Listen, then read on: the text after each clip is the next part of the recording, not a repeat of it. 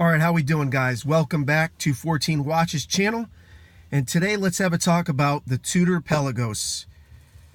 This is the in-house version, 42 millimeter, about 14.4 millimeter thick. So that'll be something that I want to talk a little bit about with this watch, because I think it's something that we all might be wondering about when we select a watch. Depends. For some people, it's a big deal. For other people, they don't care, or that's what they're looking for. They're looking for some case thickness. So let's go over some of the features here. Obviously, we've got the 70-hour power reserve, the in-house MT 5612, and we've got unidirectional rotating bezel, ceramic insert, titanium case and bracelet with a stainless steel case back. We've got a great clasp here that has three micro adjustments that you can make on your own. And then when you get to the third one, it engages really a spring release so that it will expand as you'd like. I think it's really designed to kind of work over a wetsuit, but if for example, you like to wear your watch very tight, it will stretch, you know, almost making the bracelet kind of a stretchy kind of deal, which is amazing. It's really, truly one of the best clasps, I think, in the industry, particularly its price point. So let's talk about the size. For me, I really like thin watches. A couple of watches that I own is the Rolex Explorer 2. As you know, you might have seen my review of that. That's a hair under 12 millimeters thick. It wears so thin and sleek. I also own a Omega Seamaster 300 meter, the Bond. So not the coaxial, not the newer one, the older one. And that's an extremely thin watch, you know, not much more than 11 millimeters. That thing fits under any cuff, and so I really like those watches. Previously, I owned Tudor Black Bay steel, and this watch right here, Pelagos, and that watch are very similar. The difference is this is a titanium watch, that's a stainless steel watch, and that really throws off the balance, in my opinion, and in my experience with that watch. For a lot of people, it's a non-issue. They like it. They get the right fit. They don't mind. They actually like the heavier feel. But this is a bigger, thicker watch. I have a 7 centimeter wrist. I'm 5'8", 185 pounds, you know, kind of a more, you know, on the muscular side. I'm in good shape. But this is on the top side of watches in terms of size. But it wears very balanced because of the weight. The titanium was an excellent selection for this watch. It makes it really tooly, but also there's a performance factor there. It really feels excellent on the wrist. Wear it all day. It's comfortable all day. And so you've got to decide. You know, a lot of people say, oh, you know, hit the weights. You know, how heavy is a friggin' watch? And get all bent out of shape.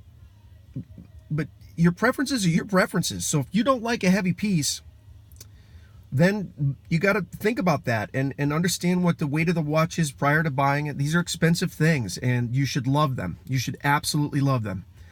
And for this watch, it checks off every box. There isn't a single thing I would change about it. I absolutely love Pelagos, and I was very hesitant to buy it as a result of the fact that the Black Bay, like I said, the case thickness really was an issue for me. But for some reason, it really, really works with this watch because of the weight, because of the clasp.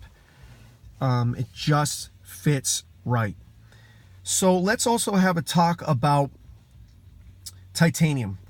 If you love stainless and you kind of like the sheen of brushed stainless or polished stainless, then titanium might be a bit of a leap for you, because it has this kind of grayish, almost a cross between, it's kind of like a stainless and PVD had a baby. It's got this kind of gray look to it. And I've got to say, I'm a huge fan of it. I really like the color. But some people don't. You know, it is a little bit more scratch prone.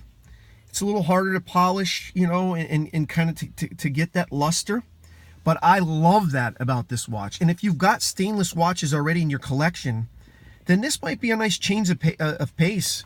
You know, you don't want all your watches to be the same, although I don't know what your collecting philosophy is, but you've got to sort of iron that out. Do you want a lot of variety, or do you like the same things and you want multiple watches? So, you know, I don't know much more to say. Let's talk a little bit about those 5 lines below there. That's a big bone of contention for a lot of people. They like the 2-line ETA version. I like the 5 lines, to be honest. It adds a little bit of intrigue. It's interesting. It fills up that space. I think when I look at the ETA version, it almost seems like it's a little empty there. So I don't mind the 5 lines, but I can totally understand that people think that's busy. Another thing that's been discussed over and over and over about this watch is the loom. The loom is absolutely fantastic. I love loom. I'm a loom junkie. I wish it would stay lit. You know, when you first light up loom, I wish it would always look like that. I guarantee physics are, you know, I understand that it can't. The laws of physics just don't account for that. But when this is lit up, it is amazing. I mean, it just absolutely glows like a torch. So honestly, the bezel action, the way it turns is remarkable. It's easy. It has loud report. It clicks. It's a 60 click bezel. It's an A+. It's a home run. It's a 10 out of 10. For what it costs, especially if you can find a good one used, it's really hard to beat this watch. You know, sure. Is it a Rolex sub? No, they're different, and I get that. That's iconic. Can this watch beat that? I don't know.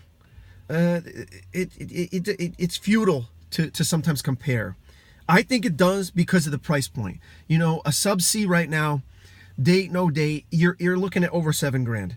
They're hard to get. They're overpriced right now. The market is really hot. Supply and demand is going crazy. So as long as you love Tudor and you can live with that and you can feel good about having a Tudor, and you should, this is a killer watch. So I hope all that helps. You know, I wanted to hop on and just kind of do a quick one here. And I'm always looking for, gosh, when I was looking at buying this watch, I wanted to find as many videos as I could. I don't care what the quality was. I just wanted to kind of see it on wrist and hear somebody talk about it. So I hope this helps your decision. If you've got any comments or questions, man, please leave them. I hope you enjoyed. You know, have a great one, and we'll see you next time.